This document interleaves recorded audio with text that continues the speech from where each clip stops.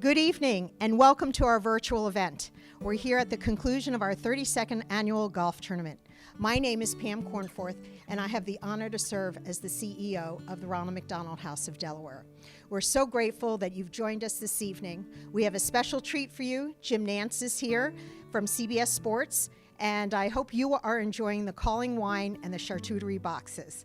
So many people gathered together this year to make this event a success. I want to personally thank our golf sponsors, gold sponsors, Mark Aiken Family Foundation, Bank of America, Cumberland Dairy, who is celebrating 50 years as a McDonald's supplier, Ducart Management, Nemours Alfred I. DuPont Hospital for Children, Nuclear Electric Insurance Ltd, PNC. We'd like to welcome Union Park BMW as our gold vehicle sponsor. Our platinum sponsor was the Daggett Group, and our diamond sponsor, Tito's Breakthrough Beverage. You really stepped up this year to be our top sponsor. Your support means more than ever this year. The house stayed open during the pandemic. We never closed our doors. Kids continued to get sick. While our operations changed, our core mission never did. We were able to provide a safe, comfortable bed for our families. We had to change our operations because we had to halt our volunteer program. We had to halt our community meal groups, and we had to work with a skeletal crew at the house. However, because of your support and moving forward, we're going to be able to continue to operate in the new COVID environment to welcome more families to the Ronald McDonald House. The bedrock of our mission, comfort, hope, and togetherness, still exists, and that's because of you. And I'm forever indebted to your support to the Ronald McDonald House of Delaware. Thank you.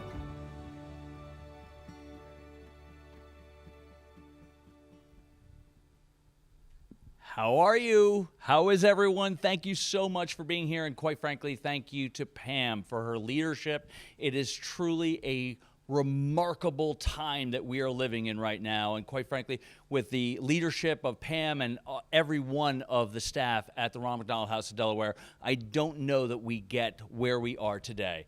I know a lot of you are sitting here tuning in from home, and I wish we were in the ballroom here at the Wilmington Country Club, but I want to thank our hosts for being so amazing, as well as our good friends Fieldstone, and we hope you had a great time today.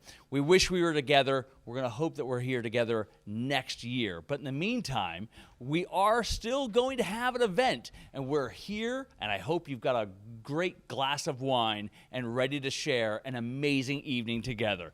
If you haven't already, make sure you've pinned your program.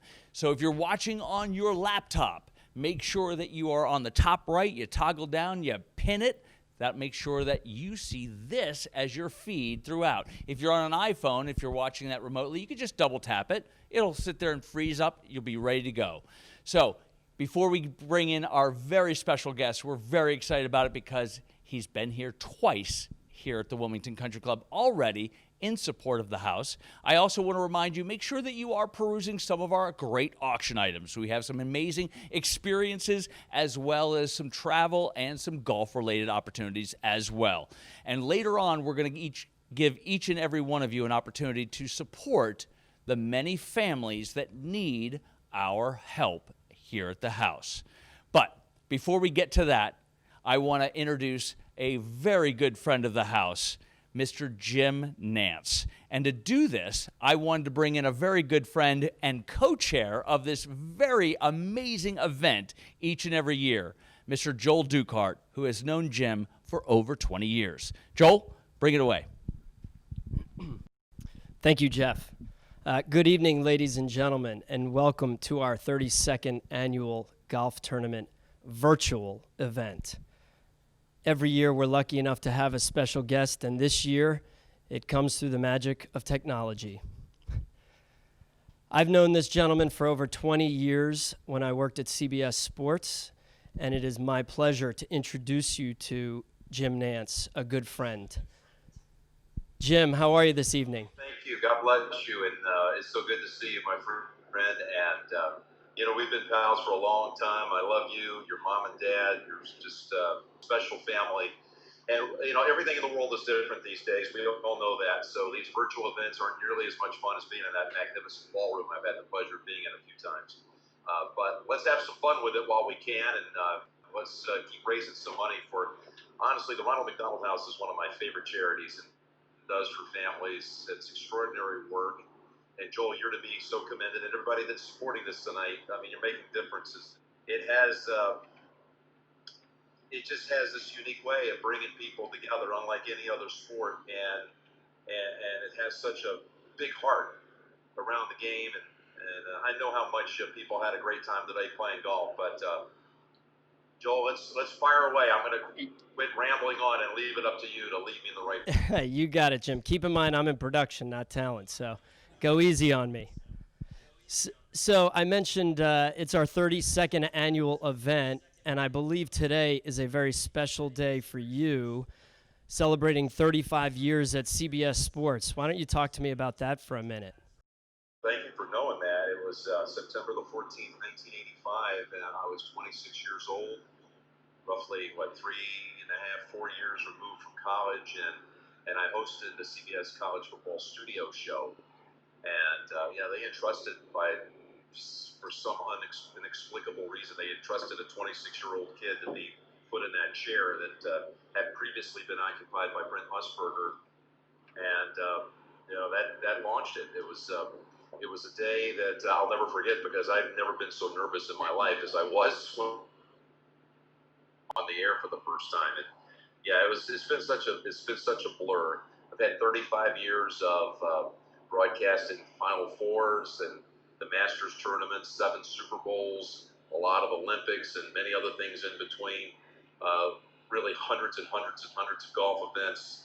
And it's everything. The cool thing is, Joel, and you've heard me say it before, I truly dreamt it as a young boy. This was what I wanted to do since I was 11 years old, right down to the network. I wanted to work for CBS because CBS broadcasts the Masters tournament, and I love the way CBS presented the NFL. So I count my blessings, my lucky stars, that I've had more than half my lifetime living out the dream, and I never take it for granted. Well, Jim, we're very lucky to get to watch you almost every weekend. I know you get a few weekends off here and there, but let's talk about yesterday, day one of the NFL for you and CBS Sports. I believe you covered the game up in New England, minus Tom Brady. How'd that go? I know it was a bit different having Cam Newton at the helm. Talk to me about that. Well, the strangest thing is, since CBS, we have the AFC network, and I realize you guys are an NFC market with the Eagles, but we're over on the AFC side, like Fox is for the Eagles and your market. But point of it is that Belichick and Brady, I did almost half of their games. I did somewhere around 100 games of that remarkable dynasty. And I've been at Gillette Stadium so many times. I live in California, as you know, and it's a big hike across the country. It was just the thing that was most stunning to me was just doing a game without any fans, really. More than what happened on the field was just sitting in the same booth. I've called many AFC championship games, many blockbuster matchups, and you look out and you see a sea of empty seats. But they kept on winning. Belichick, he's a remarkable coach, and I think they had probably a slight talent advantage anyway over Miami going into this one. The Dolphins are greatly improved, but it was just strange having done 8 months ago, Brady's last game when they got knocked out of the playoffs, and now you show up again, and the first time you look down on the field and it's not number 12 anymore. It's a completely different approach offensively with Cam. He ran for 75 yards and 2 touchdowns. They're going to be good. I don't know that they're going to be great. We've still got to see. It was just week 1, but with Belichick, I never sell him short. How do you think the players reacted to having no fans in the stands yesterday? Go through enough hard scrimmaging and things like that in practice that they're pretty well adapted to it. There's nothing to feed off of. Now, by the way, they're pumping fake audio into our headsets so that I can push my voice against a crowd noise that doesn't exist. So it helps. I do the games with Tony Romo, and before we started the show yesterday, we had a new audio engineer, and we really wanted to hear what that was going to sound like. And it's so empty that you actually believe that your voice can't be heard on the sideline, on the near sideline. It's that empty.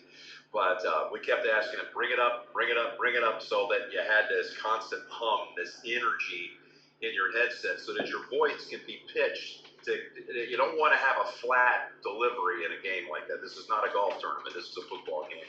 So it was unique getting accustomed to that for the first time, and it's glad to have one under our belt. I've been anxious for months about what that would feel like, look like, and our crew led by Jim Rico did a fantastic job, and we're off and running. It's a Super Bowl year for us. We'll be, God willing, we'll be in Tampa in February.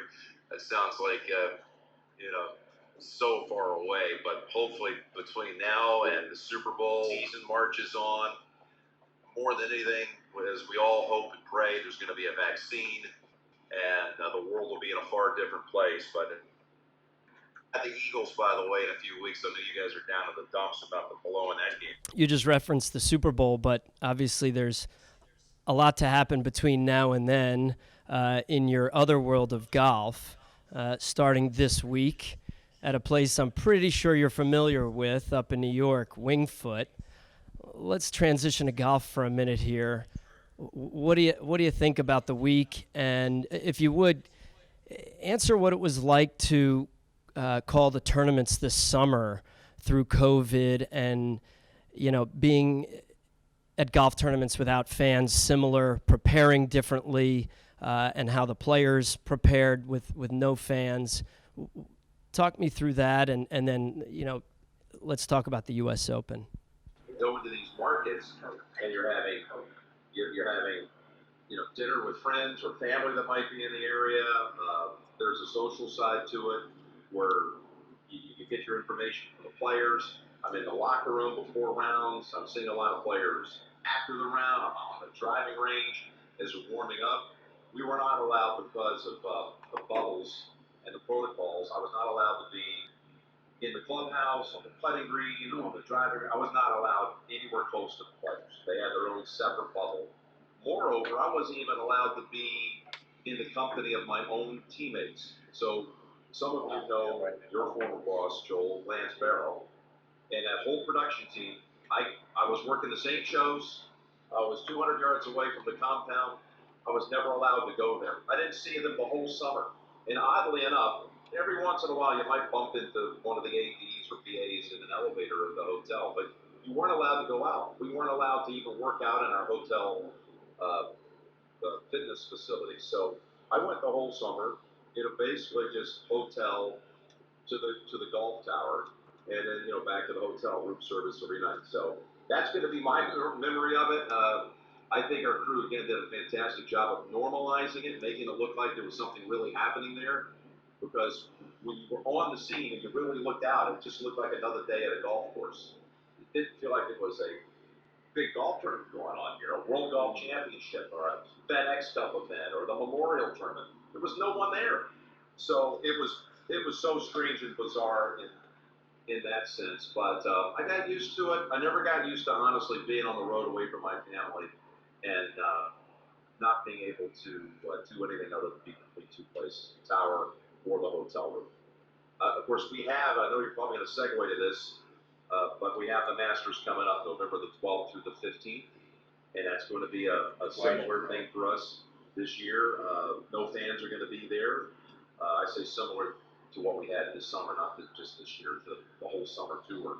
It's going to be just like that. And I will say I'm just thrilled we're going to have a Masters tournament. I would have hated to see them losing here. And sure, it's going to be different. Instead of it being a springtime tradition, you're going to see, the autumn weather, and I have no idea what that's going to feel like or look like. But I think when people watch it, after they adapt to the fact it's November and not April in their own minds, I think that they're going to get really into the tournament, and I think it's going to be fantastic. Thanks, Jim. You reference a tradition. I'm thinking of your line, a tradition unlike any other. Well, I think this November will certainly be unlike any other. That's for sure. Yeah, maybe I'll say that. Write that one down. I'll steal your line there off the top from Butler Gavin. But it will be truly a new tradition. I look forward to being there with you, Jim. Let's talk about the Masters for a second. So there's no professional events. There's basically a 6-week gap, give or take, between the last event and the Masters. What do you think the players are going to do to prepare for this, and how are they going to approach it differently from in the past when they've played competitively up until the event? Well, there are actually going to be some fall series tour events. So they moved a lot of events that were going to be in Asia, like the CJ Cup and the Zozo event in Japan. So there's going to be a chance for guys to compete. Yes, the Tour Championship and all that just ended a week ago with Dustin Johnson.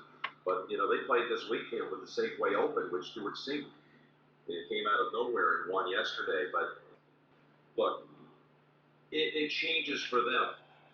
It changes entirely the way that they're going to play out their fall schedule because they're going to have to stay sharp. I said going into the PGA Championship, as you know, Colin Morikawa won that event. We did that event at Harding Park in San Francisco a month ago.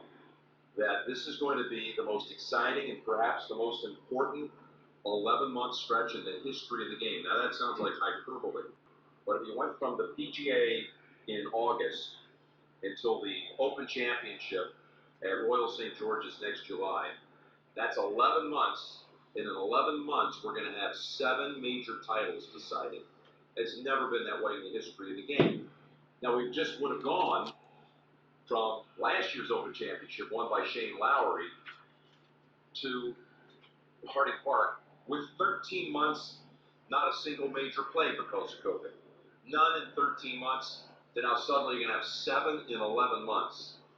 If you really think about it, if I was a premier player, if I was a Dustin Johnson or any of these guys, Justin Thomas, any of them, I would not slack off at all. You have a chance to make a career in 11 months. Now, the first leg goes to Colin Morikawa, who's an amazing young talent. Look what Dustin Johnson's done. He was in the final pairing at Harding Park, and then after that, he won at 30 under par, an event that we broadcast at the Northern Trust at TPC Boston, lost in a playoff, and then won the Tour Championship. So he is red hot going into the U.S. Open next week. You were right, by the way. I'm still a non-resident member at Wingfoot, so that place holds a lot of personal pride and history for me. I can't wait to watch it as best I can as I prepare for the Kansas City Chiefs and Los Angeles Chargers this weekend. But you know, golf is going to march on, and there's never going to be a time that's this compressed with that much at stake. It's big time for the sport. So as we approach the Masters, Jim, do you think the players are going to try and make their way to Augusta ahead of time, and will Augusta National allow that to happen this year? They do. They always allow you to come in for practice rounds, and they will. And I think that the players are always anxious to get as many trips around Augusta as they can under whatever you want to call it, the guise of preparation, which is real and authentic. By the way, here at home, we have a senior event this week at Pebble Beach, and it's interesting. And what a week to have a Champions Tour event the same week as the U.S. Open. So about an hour ago, I was making a run down to the lodge, and it felt so strange. I ran into Ernie Els, and it's very quiet here. It's Monday of a week that, again, we'll have no fans. Pebble Beach is, like everybody else, suffering in some regards. Our golf course is full. The tee sheet is full, but the lodge is not anywhere close. It hasn't been anywhere close to being 100% occupied. And again, there'll be a great field here this week. But here was Ernie Els. Had a great chat with Ernie. And here's a guy that's won 2 U.S. Opens, and here he's playing at a senior event. So it's just strange times. Thanks, Jim. One last question for you. We got this in the chat box, and for those that don't know what goes on behind the scenes, I think this would be a great question. And what is the most challenging event that you cover throughout your year, and why? Well, the most demanding is when I do the NCAA tournament, which of course we missed as well this year. That's right when the whole coronavirus pandemic started, and it would have been my 35th Final Four, working with Bill Raftery in Grant Hill now. But it's a stretch of 3 weeks where you do 15 games in 3 weeks. There's so much preparation and research and travel and energy. There's days, as you know, where we do 4 games in one day. That is a massive, massive challenge. The one I get the most pumped up for is definitely the Masters tournament, though. The Masters, just I think about it all year long. Every little nuance of it, how we're getting on the air, our big orchestration openings, how we're going to get off the air after the green jacket is presented, how I'm going to step out of frame and try to sum it up off the top of my head with a 1-minute essay as we roll to a close. That one is so deep in my heart. I think about it all year long. But that one's the one. In some respects, I guess you could say it's the most challenging because it's always on my mind. Thanks, Jim. Well, I'll wrap it up with you here, and I want to be respectful of your time. I want to say thank you again so much for taking the time to do this with me and for such a great, worthy cause, the Ronald McDonald House. You are really helping us to raise the funds that are so crucial to service the families of sick children in our market. I look forward to seeing you in 2 months down in Augusta. Thank you so much. I'll let you close it out if you have any final thoughts for me. Well, I just want to thank everybody for what you're doing today for the Ronald McDonald House. I mean, what could be better than helping out families and children? As a father of 3, I've always loved being associated with the Ronald McDonald House because it's proven track record of making a difference. I can't think of really any other charity that can say has been more effective and done more to help people than the Ronald McDonald House. And to think that's been going on for 32 years, and to know how much the Ducarts have dedicated their time, their passion, their love to this, it's an awesome thing. I thank you all. I know it's almost 7:20 back east. Thank you for those of you who did tune in tonight. And thank you for what you did today to come out and support, have some fun, support a great cause. Joel, you're an awesome friend, pal, and I'm glad I could step in and share a few words with you here tonight. God bless you all. Stay safe, stay well. Let's get through this whole thing. I'm optimistic that something good will be coming before the end of the year. We'll savor life being normal, if that's what you want to call it, more than ever before. A reset. But you know, these charities, they have to march on, and they still need our funding. They still need our love and support. And thank you for the fact that you guys still went out and did this today, because a lot of people didn't know what to do. So, Joel, good on you, my friend. As always, you're first class. Jim, thank you so much. You made it easy for me. I really appreciate it. You always make it easy for everybody else. Give your love to your mom and dad for me, please. And take care, everybody. I hope we'll cross paths one of these days. Thanks, pal. See you in Augusta. A true professional, Jim Nance really is. I hope you all enjoyed our time together and saw how much he feels that it was worth his time to help us accomplish this task tonight. He really helped us all out, and we really appreciate it. I'm going to turn it back over to Jeff Hammond, and he will close out our evening for us. Thank you so much. Joel, buddy, pleasure.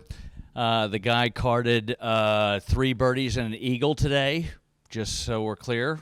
I carded 3 birdies, and neither one of us are on the winner's sheet.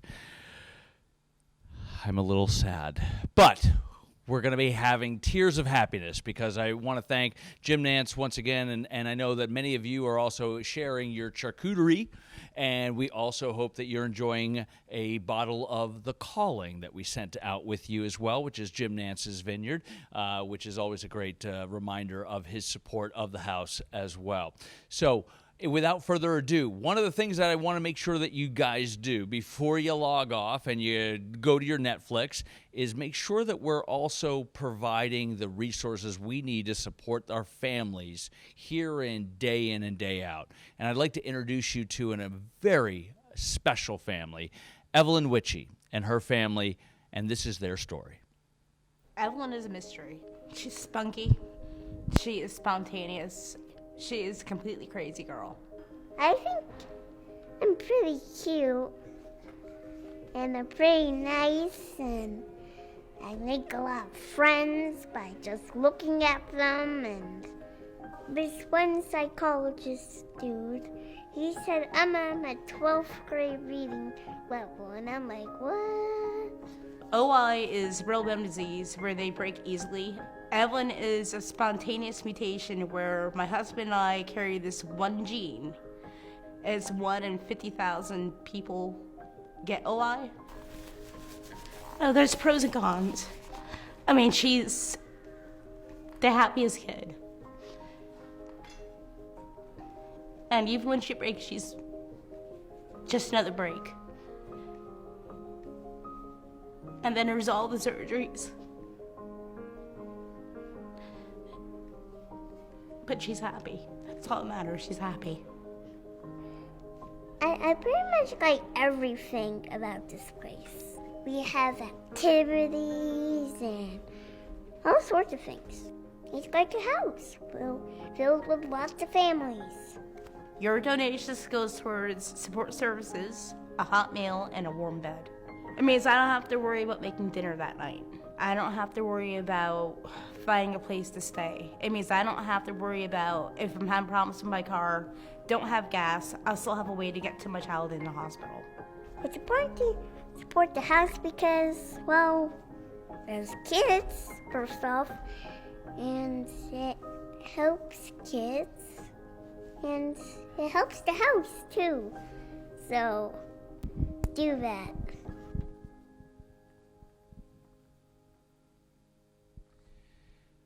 As I have said to you guys, many of you in the ballroom here for the last 8 or 10 years, I want you to just think about when you last went on a weekend getaway. What did you pack, right? So now imagine that you have a child that is having to come to Nemours, one of the finest children's hospital here in the United States, and we are supporting and we're hosting a family that's traveling from Tennessee or somewhere else. We had 18 families that were here traveling internationally, right? This is truly something that we all need your help on. There's a link in the chat if you would love to just click on that, and I want to ask you to be able to support the many families that we have. We have 1,695 families, 1,695 families last year alone that we held here at the house. The average stay was 10 days. Now think about that. Not only are they here at the house, but we're also supporting and traveling to and from the hospitals and the like. 11,000 miles of traveling back and forth from grocery stores to the hospital and the like. This is truly an amazing operation that each and every one of you, year in, year out, provides. And I'm asking each of you to find a moment where you can adopt a family, support them in their most trying times. And if you are able to, let's click on one of those numbers, right? $5,475, that provides 1 year. And when I asked earlier, how many families have you guys had for over a year? The word was immediately many. I actually don't know off the top of my head, which stunned me. So we have that many families. $2,700 provides 6 months of staying at the Ronald McDonald House. Think about that. They don't have to cook. We have volunteers, we have staff, we have people that are providing meals each and every day. They have a community, people who understand what they're going through each and every day. When your child is struggling, this is the place you need to be while you are fighting that biggest battle. $450 provides 1 month stay. I'm hoping at minimum each and every one of you is in a position that you can adopt a family for 1 month. And if you can't, but you're able to, maybe a host provided this incredible experience today at Wilmington Country Club or Fieldstone, and you'd love to thank them, click on $105. You're going to provide a week stay where a family can stay here and not have to worry about cooking a meal, providing for their family while their child is struggling for their life. It really is one of the most fascinating and amazing organizations, and one every year I'm grateful to be able to support with your help. I know we'll be back here next year, and I know that some of you are also kind of wondering, yeah, that's great, but did I win? Well, I already told you, me and Joel, I think we shot 3 under, just the two of us, and we didn't win. So who did? Well, I'm glad you asked. So I have Fieldstone and Wilmington winners. I'm only going to go do the first place gross, and I'm also going to do the closest to the pins. But we are going to also then send out the announcements to all of the other winners, and they're all right here. You can do a screenshot real quick. Nope. All right. So, Wilmington Country Club, where Joel and I and Les and Chris, we had a -23, and we didn't win. First place gross, Mark Aitken, which also hit it to 1 feet on the number 11 North course. I was a little upset about you, Mark, but you are one of the finest sponsors of this organization, and I'm grateful for that too. Paul Aitken, Mike Duffy, and Nicholas Mingone, I'm going to say. Mingone, I apologize if it's virtual and now it's being recorded, and if I actually said your last name incorrectly, that's horrible. You guys had an 8 under gross, and you guys got first place. Your first place net for Wilmington Country Club is Lonnie Coombs, Brian Coombs, Mike Abenizio, a nice Irish gentleman right there, and Dan Heckman, and the first place net was 29 under. Yeah, 29. I'm now going to go throw up, and then we're going to announce the Fieldstone winners. And everyone on this feed, everyone in this room went, oh, did he just say that? And every one of you who played there today went, I'm going to do the same. So don't give me grief. So we want to thank, okay. So we have our Fieldstone winners. You thought 8 under gross was fantastic. We have, Ryan Brazel, really? Ryan? Tony Hill, Justin, and I think Ryan was actually at home going, I already know I won. Justin Paneno and Mike Galante, 18 under. Gross. Yeah, that's gross. All right. Yeah, I don't even know. I'm looking over a couple people, and they're all like, really? All right. First place net. Did Fieldstone play at 3,200 yards today? What happened here? Tyler Kuhn, Pete Martinique, Matt Carey, and Kevin Cobbler, 33 under net. Now I'm really going to go throw up. But before we do that, we are going to also share a very brief video of our helicopter ball drop, because one of you has walked away with a rather substantial prize in just 1 minute.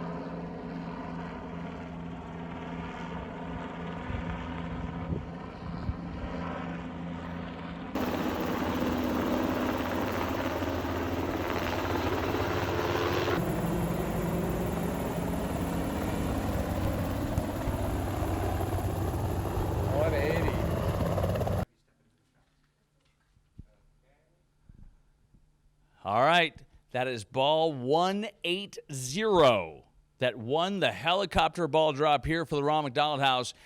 We'd like to also extend a very happy congratulations to Jeff Miller, who happens to be a very big fan and supporter of the house. Jeff Miller, you just won the helicopter ball drop for how much?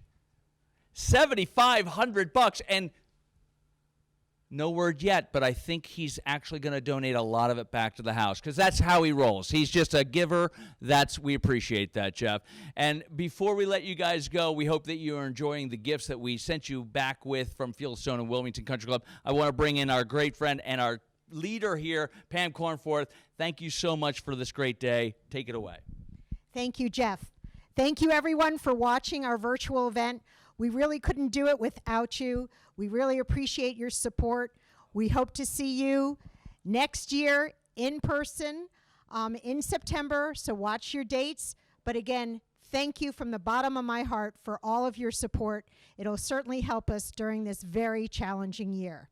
Take it away. Bye-bye.